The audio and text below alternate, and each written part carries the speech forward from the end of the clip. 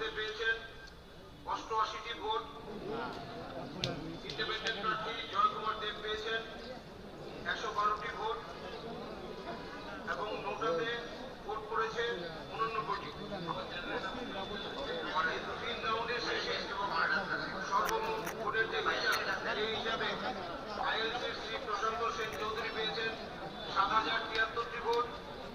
BJP প্রার্থী শ্রী রতনলাল লাল পেয়েছেন 12,831টি vote.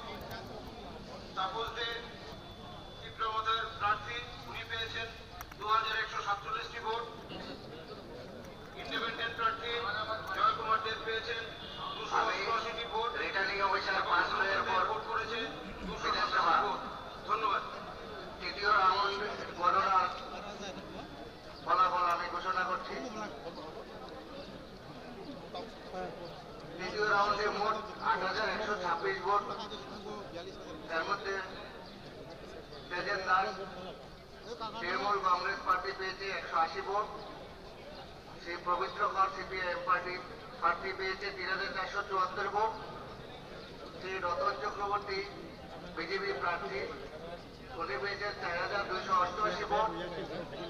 Shrimati লক্ষ্মীরা Barman তীব্রমতা party উনি পেয়েছেন 86 ভোট এবং নোটাতে পড়েছে 98 ভোট। দ্বিতীয় রাউন্ডের গণনা শেষে মোট 3টি রাউন্ডের ফলাফল তেজেন দাস টিএমসি 481 ভোট। শ্রী পবিত্র কর সিপিআইএম পার্টি 10,025 ভোট।